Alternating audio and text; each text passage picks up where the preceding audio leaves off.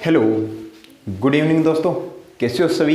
आशा और उम्मीद करता हूँ कि सभी स्वस्थ हैं, मस्त हैं, कुशल मंगल है और पढ़ाई के अंदर व्यस्त है। मैं आपका अपना दोस्त अनिल, एजुकेटर ऑफ मैथ, आपके लिए करवा रहा हूँ एसएससी सीएचएसएल का एनालिसिस।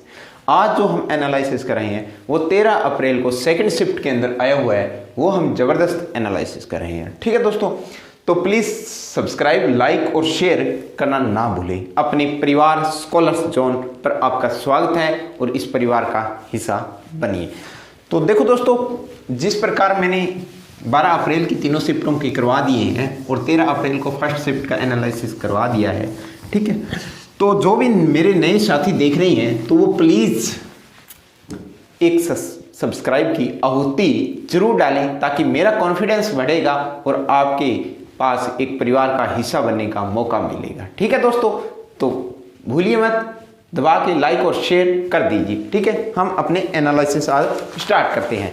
देखो दोस्तों, क्वेश्चन जितने भी क्वेश्चन आए हैं उतने करवा देता हूं, ठीक है। लेकिन थोड़ा सा डाटा इधर उधर हो सकता है, लेकिन कंसेप्ट कोई भी चेंज नहीं होगा। इसी प्रकार के क्वेश्चन एसएससी पूछ रही है और आगामी परीक्षाओं में भी यही क्वेश्चन आपको नज़र से नज़र मिलाएंगे। लेकिन अभी जो एसएससी सीएचएसएल है वो 20 तारीख से वो पोस्टपोन हो चुके हैं। तो ये न्यूज़ मैंने आपको फर्स्ट एनालिसिस के अंदर दे दी थी। ठीक है दोस्तों, किसी स्टोर में उत्पादन पर लगातार छूट 25% और 38% है। इसने बोला कि दो छूट दी है, एक तो 25% की छूट दी है और दूसरी छूट दी है वो 38% की दी है। ठीक है, फिर इसने बोला कि विक्रय मूल्य है वो 372 रुपये है, यानी विक्रय मूल्य है, सेलिंग प्राइस है वो 372 रुपये है। ठीक है, तो छूट बताओ, छूट बतानी है यानी डिस्काउंट बताना है, वो भी किस में? रुपए में। तो मेरे प्यारे लाडलो, एक बात बताई थी मैंने, प्रॉफिट एंड लॉस के मैंने 5 लेक्चर डाले हैं, उसके अंदर ये पहले थ्योरी के अंदर बात बताई थी कि जो भी डिस्काउंट होता है, जो भी छूट होती है वो हमेशा एमपी पर दी जाती है, और जो डिस्काउंट या छूट दे दी जाती है एमपी पर, उसके बाद में जो बचता है वो हमेशा क्या बचता है? सेलिंग प्राइस बचता है। क्या बचता है? Selling price. तो एक बात बताओ, जो भी इनका रेशो निकलेगा, अनुपात निकलेगा, वो एमपी और एसपी का होगा। किसका होगा लाडलो? एमपी का और एसपी का होगा। जिस प्रकार 25% बोला है, तो 25% की मैं फ्रैक्शन की बात करता हूं तो क्या होता है? 1/4 होता है। क्या होता है? 1/4। अगर मैं 38% की बात करता हूं तो 38 अपॉन में क्या हो गया? 100।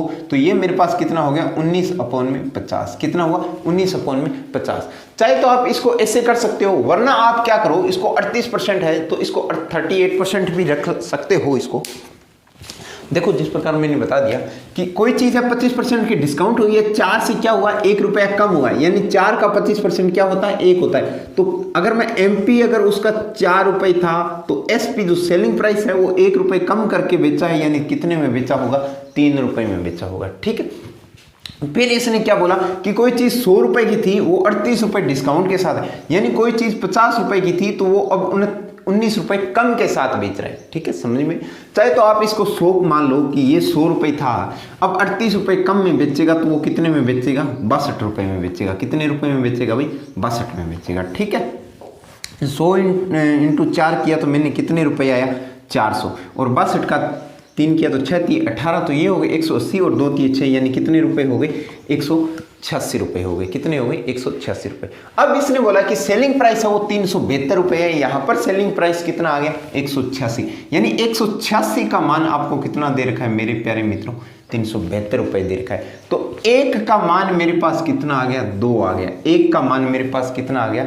2 आ गया। इसने यही तो पूछा है ना, 1 का मान 2 आ गया। अब इसने पूछा है कि कितने रुपए की छूट दी है, कितने रुपए की छूट दी, यानी कोई चीज 400 रुपए उस पर एमआरपी था, 400 रुपए एमआरपी था और 186 रुपए में वो सेल कराए, सेलिंग प्राइस है, तो कितने रुपए की डिस्काउंट दी? यानी 86 14 तो ये हो गई, 200 बन गई और 200 ये हो गए, तो कितने रुपए की डिस्काउंट दी है उसने? 214 रुपए की डिस्काउंट दी है। ये 214 यूनिट की डिस्काउंट दी है। 1 यूनिट का मान कितना है? 2। तो रुपए की अगर मैं डिस्काउंट की बात करता हूं तो 214 इंटू 2 किया तो कितना आया? 428 रुपये। क्या आया मेरे पास मेरे लाडलो मित्रों? 428 रुपये। तो उसने कितने रुपए की छूट दी है? 428 रुपये की। ठीक है, समझ में आया है? कोई दुख तकलीफ? बहुत ही आसान क्वेश्चन है, ठीक है। 25% दे रखा है, फ्रैक्शन मानना है, इसको आपने 38/100 मान लिया, मैंने 100 का 38 घटा दिया तो 62 का रह गया। ये मेरे पास MP आ गया, ये SP आ गया। 186 का मान 372 दे रखा है, 1 का मान 2 आ गया। कितने रुपए की छूट दिए? 214। 214 को 2 से मल्टीप्लाई किए, 428 रुपये मेरे पास है प्राइस आ गया, यानी डिस्काउंट रुपये, ठीक है। नेक्स्ट क्वेश्चन, नेक्स्ट क्वेश्चन क्या कह रहा है? SI का क्वेश्चन है। रेट आपको 12.5% दे रखी है, रेट है वो 12.5% दे रखी है, ठीक है। प्रिंसिपल है वो 96,000 रुपये दे रखा है, 96,000 रुपये दे रखा है, ठीक है। और क्या दे रखा है आपको? टाइम है वो 9 मंथ दे रखा है, टाइम है वो 9 मंथ दे रखा है। SI बताना है आपको, क्या साधारण ब्याज बताना है। मेरे प्यारे मित्रों 12.5% है तो उसकी मैं फ्रैक्शन वैल्यू निकालूंगा, तो फ्रैक्शन वैल्यू क्या होगी? क्या 1/8 होगी? क्या ये चीजें आपको याद होनी चाहिए। अगर आप SSC CGL या CHSL या कोई भी कंपटीशन, कोई भी मान लो, कोई भी कंपटीशन में बैठते हो तो आपको फ्रैक्शन वैल्यू हमेशा टिप्स पे होनी चाहिए। अगर जिन्होंने अभी तक याद नहीं है या कुछ कैसे निकालते हैं तो मेरी परसेंटेज की क्लास डाली हुई है, पहली नंबर 1 नंबर क्लास आप देख सकते हो, ठीक है। अब देखो SI निकालना है तो मेरे पास रुपया कितना है, प्रिंसिपल कितना है मेरे पास? 96,000, यानी मूलधन गुणा में दर, दर कितनी है मेरे पास? 1/8 गुणा में समय, समय देखो 9 मंथ यानी 9 अपॉन में, ये तो मंथ है लेकिन मेरे को तो साल का निकालना है, यानी साल में कन्वर्ट करूंगा तो मेरे पास क्या आया? अपॉन में 12 आया, ठीक है। 12×8 96, यानी 96 से 96 कैंसिल, बचा कितना? 1,000। 1,000 को 9 से मल्टीप्लाई किया तो मेरे पास आंसर कितना आ गया? 9,000 रुपये, यानी SI आपका कितना आ गया? 9,000 रुपये, ठीक है। समझ में आया होगा, बहुत ही आसान क्वेश्चन था। नेक्स्ट क्वेश्चन, नेक्स्ट क्वेश्चन क्या कह रहे हैं? अच्छा क्वेश्चन है, अलजेब्रा का क्वेश्चन है, जो हर एग्जाम के अंदर पूछे जाते हैं इसी टाइप के क्वेश्चन, ठीक है। यदि 2x स्क्वायर, यदि 2x square minus 6x plus 1 = 0, then x square plus में 1/4x स्क्वायर क्या होगा, ठीक है। यही चीज आपसे पूछिए। देखो 2x square minus 6x plus 1 = 0, then find out x square plus में 1/4x = क्या होगा। एक बात आपको बता रहा हूं कि x स्क्वायर प्लस में 1/x स्क्वायर निकालना होता तो थोड़ा सा इजी हो जाता, लेकिन यहां पर 4 आ रहा है, यानी आपको x स्क्वायर प्लस में 1/4x स्क्वायर निकालना है। तो मेरे प्यारे मित्रों सबसे पहले मैं इस जो इक्वेशन है उसको x से भाग दे देता हूं। क्या करता हूं भाई? x से भाग दे देता हूं, ठीक है। अगर मैंने x को भाग दिया तो मेरे पास 2x स्क्वायर है, अपॉन में x किया तो क्या 2x बचा, माइनस 6x है, x से भाग दिया तो x से x कैंसिल हो गया। इस प्रकार थोड़ा सा बता देता हूं आपको, x से x कैंसिल, ठीक है। तो -6 प्लस में 1/x = 0, ठीक है। अब देखो 2x का 2x बचा मेरे पास, प्लस का 1/x बचा, ये 6 माइनस का इधर आया तो किसका हो गया? प्लस का हो गया। तो मेरे प्यारे मित्रों यहां पर 2x है, यहां पर प्लस 1/x है, लेकिन आपको कोफिशिएंट निकालना है वो यहां पर लेना है, साथ में 4 है, यहां पर तो कुछ भी नहीं है। तो मैं एक और काम करता हूं, इसको 2 से फिर डिवाइड कर देता हूं, 2 से भाग कर दिया मैंने, ठीक है। मेरे प्यारे मित्रों इसकी PDF है आपको वो टेलीग्राम चैनल पर आपको मिल जाएगी, टेलीग्राम चैनल आप ज्वाइन कर सकते हो, ठीक है। 2x प्लस में 1/x = 6 है, मैंने 2 से भाग किया तो मेरे पास यहाँ पर x बच गया, प्लस में यहाँ पर 1/2x बच गया और इक्वल टू क्या बचा? 3 बच गया। मेरे प्यारे मित्रों ये समझ में आई क्या बात?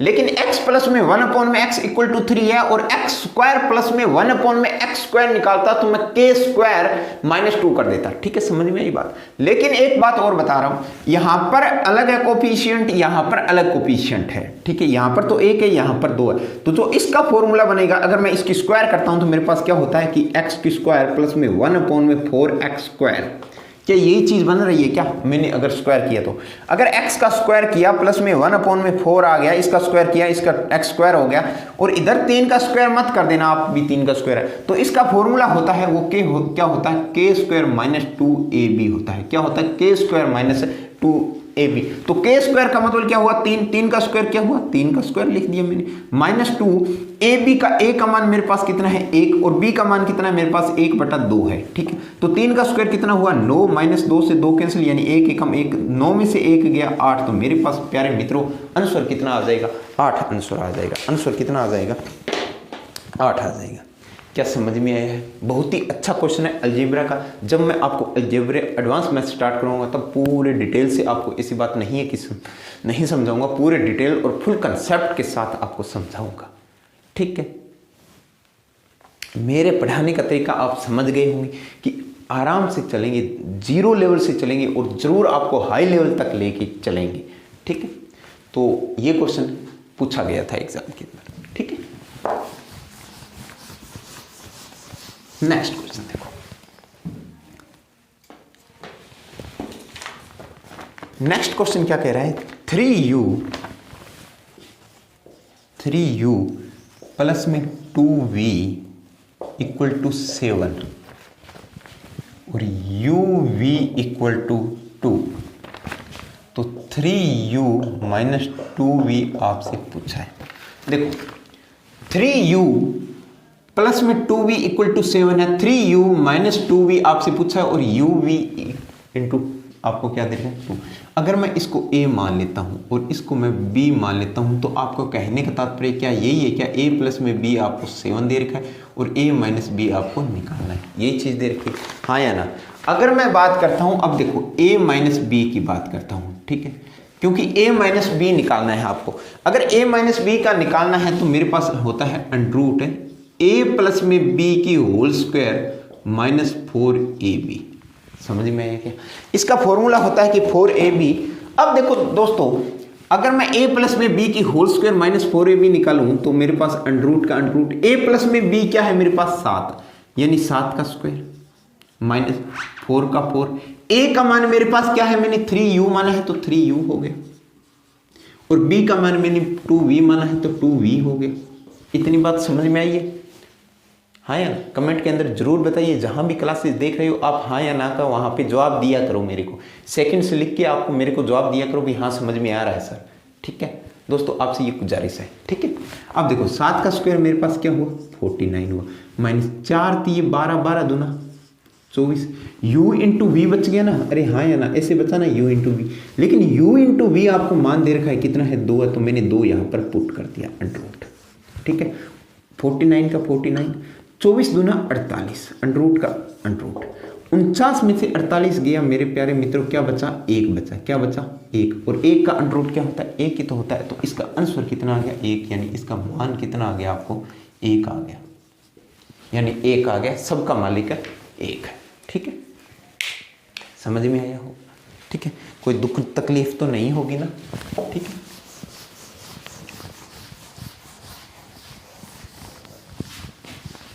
कोई दीवाना कहता है, कोई पागल समझता है, तुम दूर कैसे हो मैं दूर कैसे हूँ, या तो तुम्हारा दिल समझता है या हमारा दिल समझता है।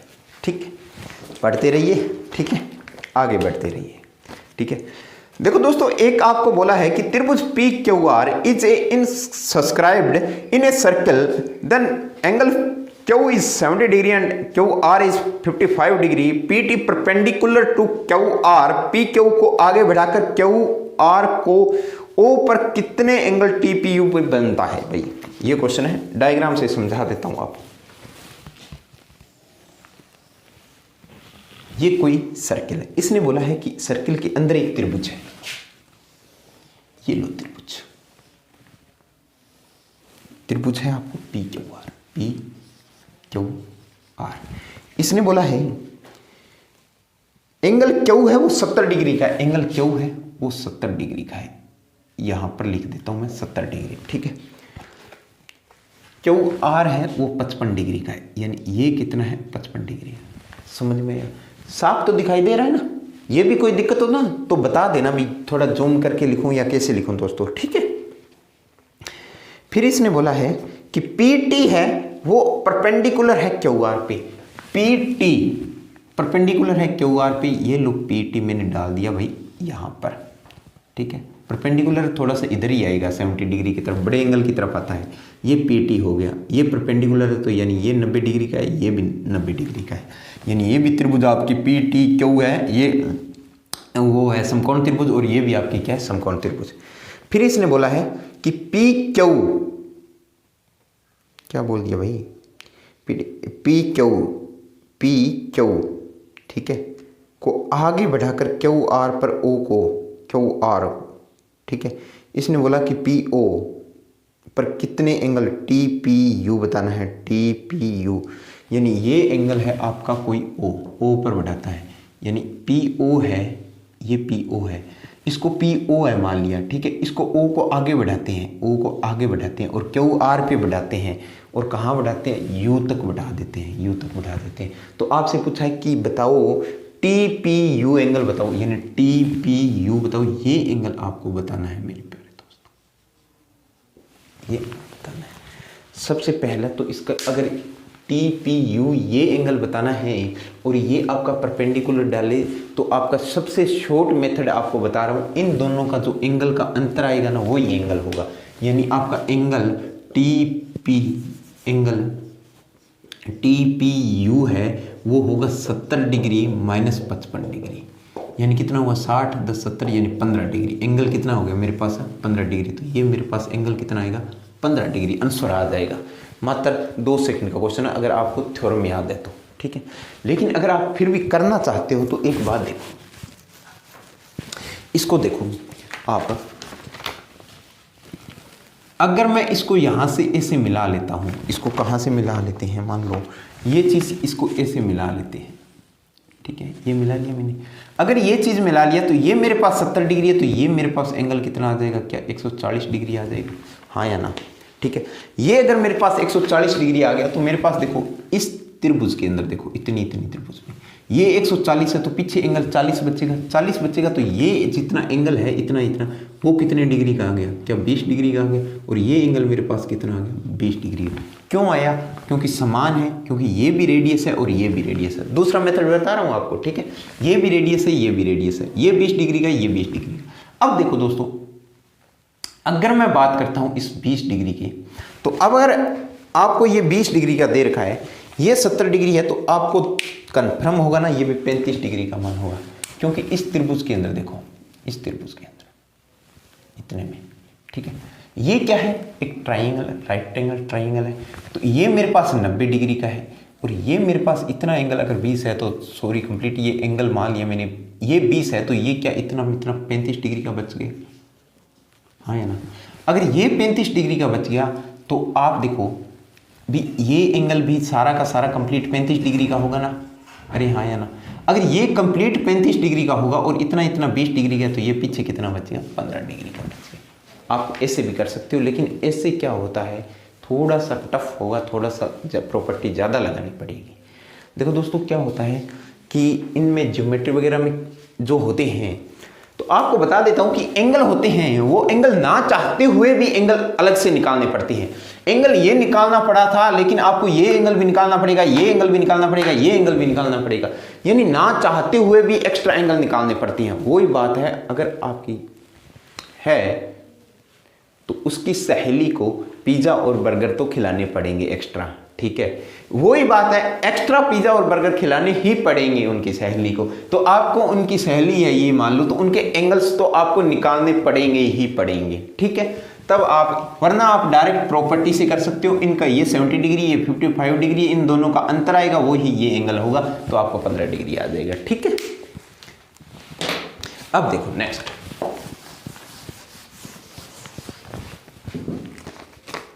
हाँ भाई, पिज़्ज़ा और बर्गर तो खिलाने ही पड़ेंगे ना, कभी क्या पता लड़ाई हो जाए, तो फिर मनाने के लिए उनकी सहेली तो आपको मदद करती है। बाहर दोस्त तो क्या होती हैं, कमीनी होती है ना, ठीक है। Smallest 6 digit number of divisible by 71। इसने बोला कि सबसे छोटा है, सबसे छोटा 6 अंक बताओ जो 71 से डिविजिबल होते हैं। पहली बात तो आपको बता देता हूँ, ये नंबर सिस्टम का क्वेश्चन है। नंबर सिस्टम के अंदर क्या होता है कि 6 अंकों की संख्या बताइए, तो सबसे छोटी संख्या ये होगी 3 2 5 1 6, इससे छोटी कोई नंबर सिस्टम की संख्या होगी। अगर मैं 9999 करता हूं तो ये 5 अंकों की हो जाएगी, इसने 6 अंकों की बोला है तो 6 अंकों की बोला। इसको देखो, एक तो होता है, इसको ऑप्शन से जाइए आप, ठीक है। पहली बात तो ऑप्शन पे जाओ, अगर ऑप्शन पे नहीं जाते हो तो इसको 10,000 से 71 को डिवाइड कर लो, ठीक है। जो भी आपका रिमाइंडर बचे, भाई बता देता हूं, आप करके देखना ये, ठीक है। जो भी शेष फल बचे, ठीक है, जो भी शेष फल बचे उसमें या कितना जोड़ा जाए या कितना घटाया जाए। घटाना अगर आपको 5 अंकों की बन जाए तो घटाना नहीं है, उतना आपको जोड़ देना है, ठीक है। जिस प्रकार एक एग्जांपल बताता हूं आपको, ये 6 अंकों की है। 71 से अगर मैंने बोला कि 17 है, मेरे को 5 से डिवाइड करना है, ठीक है, तो कितना इसमें जोड़ूं या कितना घटाऊं कि ये पूरा पूरा डिविजिबल हो जाए, ठीक है। लेकिन 16 से छोटा नहीं होना चाहिए, इसने ये कंडीशन लगा दी है। जहां पे ये 6 अंकों की लगाई है उसने बोला 16 से, ठीक है। देखो 5 दिए 15, ठीक है, बचा कितना 2। अब देखो एक ही कंडीशन है, या तो ये 2 मैं घटा दूं, 17 माइनस 2 कर दूं, या मैं क्या करूं, इन दोनों का जितना अंतर है, समझ रहे हो ना लाडलो, इन दोनों का जितना अंतर है, अंतर कितना है 3, या मैं इस 3 इसमें जोड़ दूं तो पूरा डिविजिबल हो जाएगा, ठीक है। या तो मैं 2 घटा दूं, इतना डायरेक्ट शेषफल है वो घटा दूं, ठीक है। अगर मैं 17 में से 2 घटा दिए तो मेरे पास 15 होता है, जो 5 से पूरा डिविजिबल होता है। लेकिन कंडीशन ये कहती है कि 16 से है वो बड़ा होना चाहिए, ये तो 16 से छोटा है, ठीक है, तो ये सेटिस्फाई नहीं करा। तो क्या होगा, नेक्स्ट कब कटेगा, जब इन दोनों का अंतर है, जिससे भाग दे रहे हो और जो शेष फल आया उन दोनों का अंतर कितना है 3, वो 3 इसके अंदर 17 प्लस में 3 जोड़ दो, यानी मेरे पास 20 आ गया। तो नेक्स्ट टर्म आएगी वो 20 आएगी, जो 5 से पूरा डिविजिबल होगा। उसी प्रकार ये क्वेश्चन आपको करना है, ठीक है, ये खुद कर लेना, ठीक है दोस्तों। इस प्रकार का क्वेश्चन आया था, ठीक है। नेक्स्ट देखो, नेक्स्ट क्या कहता है, ट्रिग्नोमेट्री का क्वेश्चन है भाई। कोसेक एक्स प्लस में कोट एक्स अपॉन में cosec x minus cot x equal to 7। आपसे पूछा है 4 साइन स्क्वायर एक्स प्लस में 1 अपॉन में 4 साइन स्क्वायर एक्स माइनस 1 क्या हुआ, माइनस का, ठीक है। देखो दोस्तों, अगर मैं बात करता हूं, ये सारा का सारा क्वेश्चन सिमेट्री है, यहां पर प्लस है, यहां पर माइनस है, यहां भी कोसेक है, यहां भी कोसेक है, यहां भी कोट है, यहां भी कोट है, यहां पर 4 साइन स्क्वायर है, यहां भी 4 साइन स्क्वायर एक्स है, यहां पर प्लस है, यहां पर माइनस है। तो आप इसमें सी एंड डी लगाइए, कंपोनेंट डिविडेंट, ठीक है, यानी सी एंड डी का रूल लगाइए। सी एंड डी का रूल क्या होता है कि अंश प्लस में हर और अंश माइनस में हर, ये ही आपका अंश प्लस में हर और हर अंश माइनस हर, ये आपका सी एंड डी रूल होता है, ठीक है। तो अगर मैं आपको कोसेक प्लस कोट एक्स है, यहां पर ये चीज इसमें साथ में जोड़ता हूं तो कोसेक से कोसेक ये कट जाएगा, तो आपके पास क्या बन जाएगा, 2 कोसेक एक्स बन जाएगा, 2 कोसेक एक्स अपॉन में 2 कोट एक्स बन जाएगा। और यहां पर क्या होगा, अपॉन में 1 है तो 7 प्लस में 1 अपॉन में 7 माइनस 1।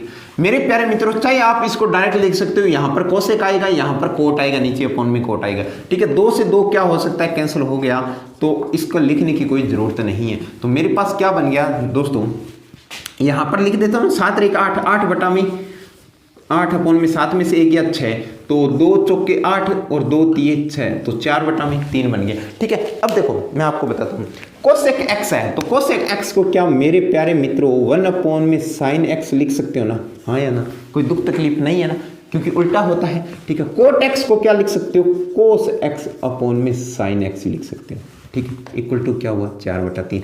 साइन एक्स से साइन एक्स कैंसिल, तो 1 अपॉन में कोस एक्स क्या लिख सकता हूं मैं, सेक एक्स लिख सकता हूं, सेक एक्स।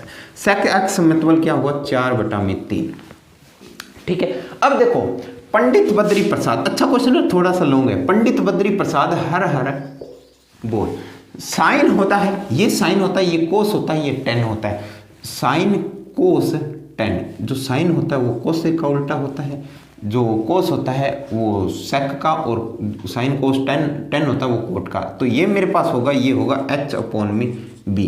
अगर एच अपॉन में बी है तो मेरे पास परपेंडिकुलर है वो 4 3 है, तो इसका कितना आ गया √7 आ गया, समझ में आया। क्योंकि 4 करना है तो 3 का 16 करना है ना, तो 3 4 चौके 16 होता है, हाइपोटेनियस लगाया, ये बेस है तो परपेंडिकुलर कितना आ गया मेरे पास है √7 आ गया। अगर परपेंडिकुलर मेरे पास √7 आ गया तो अब जो पुट कर देता हूँ मेरे पास हाइपोटेनियस की वैल्यू है, बेस की वैल्यू है और परपेंडिकुलर की वैल्यू है 4 का 4, ठीक है, इनटू साइन। साइन क्या होता है परपेंडिकुलर अपॉन में हाइपोटेनियस है, तो परपेंडिकुलर मेरे पास कितना है साइन स्क्वायर है तो √7 का अपॉन में हाइपोटेनियस कितना है 4 है, तो भाई √7 अपॉन में 4 है, इसका स्क्वायर कर दो। थोड़ा सा ध्यान से देखना भाई, ठीक है, प्लस में 1 का 1 लगा दिया अपॉन में 4 का 4 इंटू साइन स्क्वायर फिर दे दिया तो √7 अपॉन में 4 का स्क्वायर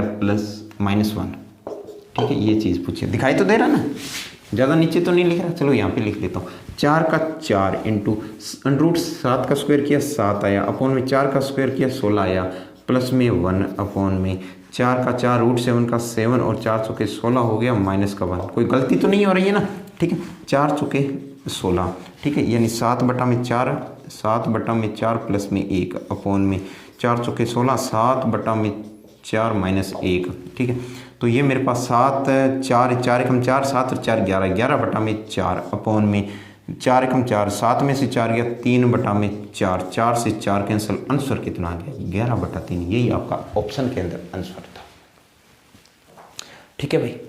अच्छा क्वेश्चन है दोस्तों, थोड़ा सा C एंड D रूल लगा है कंपोनेंट और डिविडेंड हो, ठीक है। कंपोनेंट और डिविडेंड हो यही बात कहता है कि अंश प्लस में हर अंश अपॉन में अंश माइनस हर, ये सारी हर जगह यहाँ भी सिमेट्री दे रखा है, यहाँ भी सिमेट्री दे रखा है, ठीक है। तो मेरे पास कोसेक x अपॉन में कोट x डायरेक्ट लिख सकते हो आप, कोसेक अपॉन में कोट, ये 2 लिखने की भी जरूरत नहीं है। और 7 प्लस में 1 8 है, 7 में से 1 गया 6 4/3 आया 4/3, ये कोसेक को मैंने साइन चेंज कर लिया 1 अपॉन में साइन, कोट को चेंज कर लिया कोस अपॉन में साइन, साइन से साइन कैंसिल 1 अपॉन में कोस सेक होता है, ये हाइपोटेनियस अपॉन में बेस होता है, तो परपेंडिकुलर मेरे पास √7 आ गया। ये सिर्फ वैल्यू मैंने पुट की और चलो ये थोड़ी सी कैलकुलेशन अच्छे से कर लेना, ठीक है, ध्यान रखना इनकी गलती ना कर देना, ठीक है। और कैलकुलेशन भाई अपने आप खुद प्रैक्टिस करोगे ना उतनी सीखोगे, कोई टिप्स नहीं है उनकी यहाँ, ये YouTube पर सिर्फ अफवाह होती है, मात्र चंद सेकंड के अंदर सीखो ऐसे होते हैं वैसे होते हैं। जब तक प्रैक्टिस नहीं करोगे अपने हाथ से तब तक कुछ नहीं होगा। कम से कम आप 1 या 2 घंटे आप कैलकुलेशन को दिया करो, ठीक है। नेक्स्ट क्वेश्चन क्या कहता है, दूरी ज्ञात करें यदि एक व्यक्ति द्वारा आधी दूरी 24 किलोमीटर प्रति घंटे की चाल से और आधी दूरी 32 किलोमीटर प्रति घंटे की चाल से तय करता है। आधी दूरी है वो स्पीड दे रखा है भाई 24 किलोमीटर प्रति घंटा, और आधी दूरी है उसकी स्पीड आपको दे रखा है S2 यानी 32 किलोमीटर प्रति घंटा, और टाइम है वो आपको 7 घंटे लगते हैं दूरी को तय करने, ठीक है। देखो दोस्तों, अगर मैं 32 ये आधी दूरी तय करता है, ये भी आधी दूरी करता है, तो इनका दोनों का जो एक फैक्टर है वो मान लेता हूं मैं, ठीक है। इन दोनों का एलसीएम मान लेता हूं। एलसीएम मेरे पास कितना आ गया, एलसीएम अगर मैं मानता हूं कि 96 है, एलसीएम कितना है 96 है, तो मेरे पास जो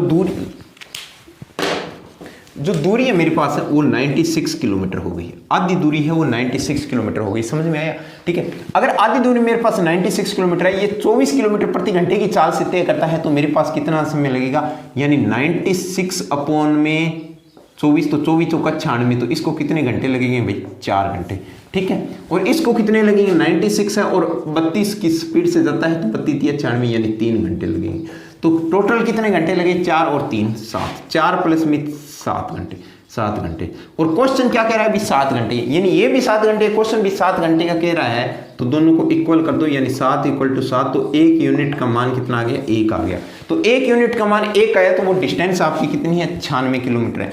लेकिन वहां पर मेरे प्यारे दोस्तों आपको ऑप्शन में 96 भी मिलेगा, लेकिन 96 नहीं करके आना, गलत हो जाओगे, ठीक है। वहां पे इसने आधी दूरी बोली, इसने कंप्लीट दूरी पूछी है, तो कंप्लीट दूरी के लिए आप कितने से मल्टीप्लाई कर दो, 2 से मल्टीप्लाई कर, 6 दूनी 12, 2 1 9 दूनी 18 और 1 19, यानी 192 किलोमीटर है वो आपकी टोटल डिस्टेंस है।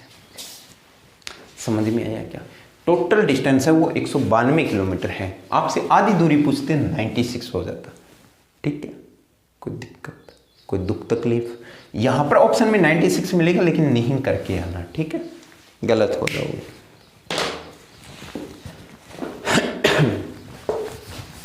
Next question time and work का क्वेश्चन है। अब की बार क्वेश्चन का पैटर्न चेंज किया है फर्स्ट डे से, और अच्छा क्वेश्चन डाला है भाई, ठीक है। क्वेश्चन बता देता हूँ। ए और बी है, ए किसी काम को 6 दिन में करता है, डे दे रखा है। बी है उसी काम को 8 दिन में करता है। 3 दिन 7 काम किया भाई, 3 दिन 7 काम किया। कंडीशन दे रखी है कि ए प्लस बी है वो 3 दिन काम किया, ठीक है। शेष काम सी ने 2 दिन में किया। सी है शेष काम, जो पीछे काम बच गया वो 2 दिन में किया, ठीक है।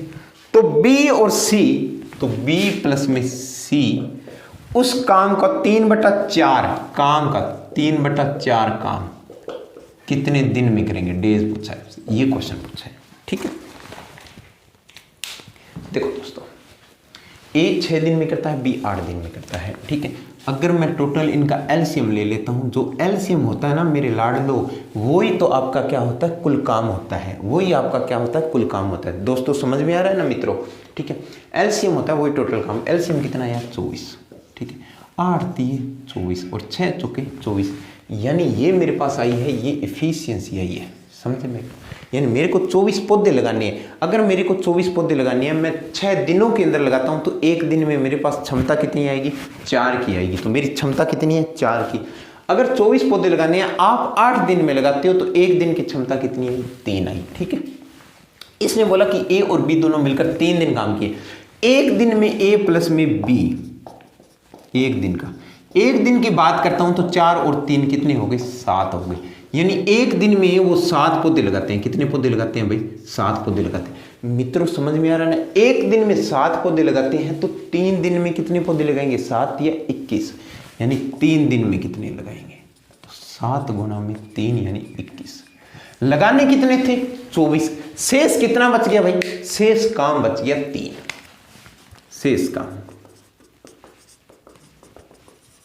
24 - 21 यानी 3। पूरा डिटेल से समझा रहा हूं, ठीक। 3 काम बच गया। ये 3 काम है, ये कौन करेगा, सी करेगा, सी द्वारा शेष करें, सी द्वारा 3 काम करेगा। सी एक दिन में कितना करेगा, यानी एफिशिएंसी कितने, 3 पौधे लगाने हैं, 2 दिन लेता है, 3 पौधे के अंदर 2 दिन लेता है, तो इसकी एफिशिएंसी कितनी आ गई, 1.5 आ गई एफिशिएंसी, क्षमता। समझे मेरी बात को। अब बी और सी 3/4 काम कितने दिन में करेंगे, 3/4 काम है कितना, बी प्लस सी का 3/4, यानी 3/4 काम कितना है टोटल, 24।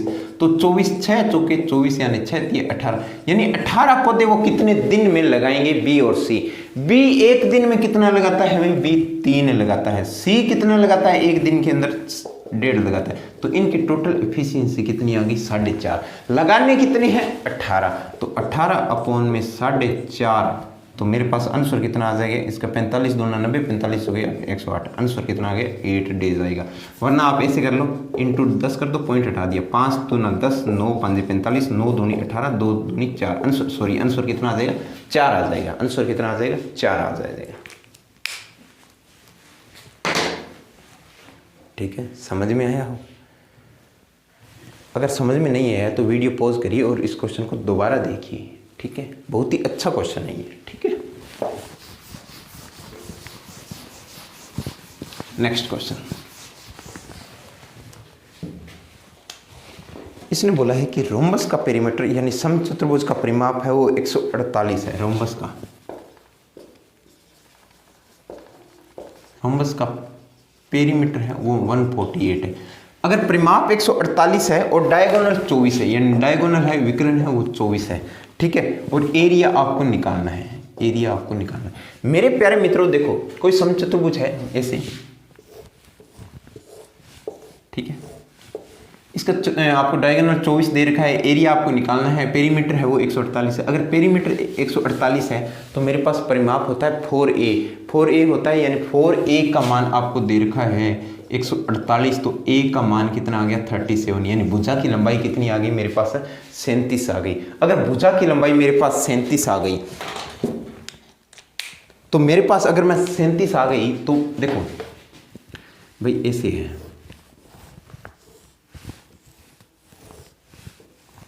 ठीक है। भुजा की लंबाई 37 आ गई, यानी ये मेरे पास 37 आ गई। एक डायगोनल 24 देर का, एक डायगोनल 24 देर का। अगर इतने की बात करता हूँ मैं, इतने की, ये समचतुर्भुज, ये पाइथागोरस प्रमेय लगा देता हूँ। ये 24 कंप्लीट है तो ये इतनी 12 रहेगी, तो ये 12 है, ये 37 है, तो ये डायगोनल मेरे पास कितना हो जाएगा, 35 हो जाएगा, क्योंकि ट्रिपलेट होता है आपका 12, 35 और 37 है। समझ में आया? 12, 35 और 37 ट्रिपलेट होता है। ये यहाँ पर डायगोनल वो है 90 डिग्री का एंगल है, तो ये 12, 35, 37 मेरे पास ट्रिपलेट है। ये 35 है तो ये कंप्लीट मेरे पास कितनी होगी, 70 हो गई। तो दूसरा जो डायगोनल D2 है वो मेरे पास 70 आ गया। तो D2 मेरे पास 70 आ गया, तो मेरे पास एरिया निकालना है, यानी 1/2 D1 इंटू D2 होता है। तो 1/2 इंटू D1 मेरे पास कितना है, 24 है, और D2 मेरे पास कितना है, 70 आ गया। तो 70 आ गया, तो ये कितना बच गया भाई, 12 दूना 24 और 12 7 84, यानी आंसर कितना आ गया, 840 सेंटीमीटर स्क्वायर आ गया मेरे पास एरिया। समझ में आया होगा?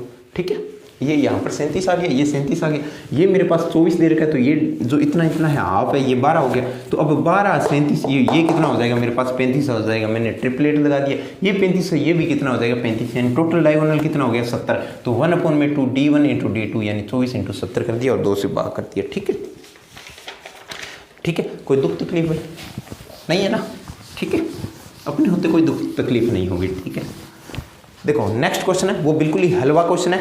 ठीक है, एक कोई बैग है, उसके अंदर व्हाइट बॉल है और ब्लैक बॉल है, उनका अनुपात है, व्हाइट बॉल है और ब्लैक बॉल है। ठीक है, उनका अनुपात है वो 4:7 है। ठीक है, अगर ब्लैक बॉल है वो आपके पास 280 है, ब्लैक बॉल है वो कितनी है, 280 है। ठीक है, तो व्हाइट बॉल बताओ, ये क्वेश्चन कोई क्वेश्चन है क्या ये? ठीक है, बिल्कुल हलवा क्वेश्चन है। देखो कितने से मल्टीप्लाई कर दूं भाई, 40 से, तभी तो 280 आएगा, यानी 40 मल्टीप्लाई है तो 4 का 40 मल्टीप्लाई कर दो, आप कितना आंसर आ जाएगा ये आप कमेंट के अंदर जरूर बताइए मेरे को। बहुत मुश्किल क्वेश्चन है ये। ठीक है, कमेंट के अंदर जरूर बताइए। ठीक है, नेक्स्ट है भाई, एक लड़की है। ठीक है, ठीक है, कोई भारतीय नारी शक्ति है।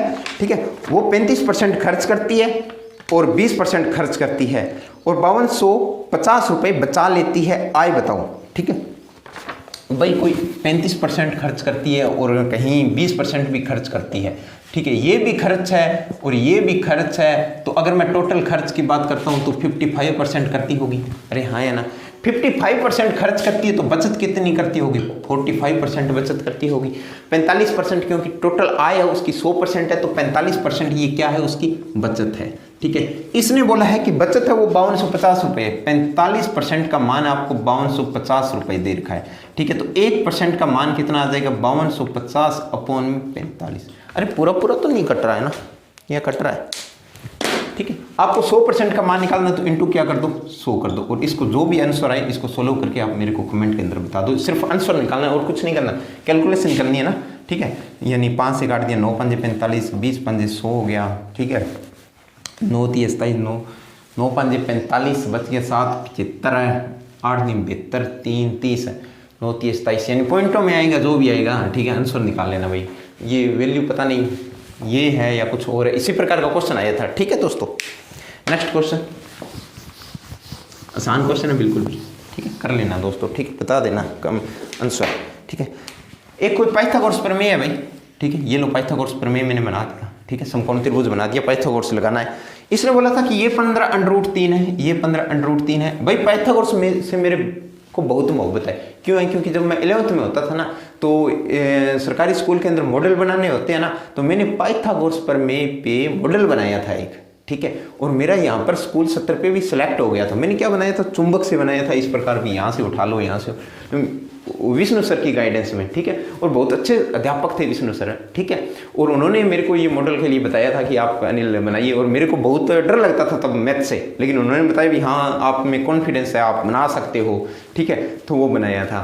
ठीक है, और आज भी वो यादें हैं जिंदा है कि इस प्रकार बनाया था। ये 15√3 है भाई। ठीक है, और ये 20√3 है, ये पाइथागोरस है। तो आपसे पूछा है कि ये चीज बताओ क्या होगी, हाइपोटेन्यूज। देखो मेरे प्यारे दोस्तों, एक बार √3 को हाइड कर दो तो मेरे पास क्या होगा, 15 20, और ये निकालना है तो ये क्या हो जाएगा, 25 हो जाएगा, क्योंकि ये ट्रिपलेट होते हैं, 15 20 25 है। तो यहाँ पे ये 15 ये 20 है, तो ये कितना हो जाएगा, 25 हो जाएगा। यहाँ भी √3 से मल्टीप्लाई हो रही है, यहाँ भी √3 से, तो यहाँ भी √3 से मल्टीप्लाई हो जाएगी, तो आंसर कितना आ जाएगा, 25 √3।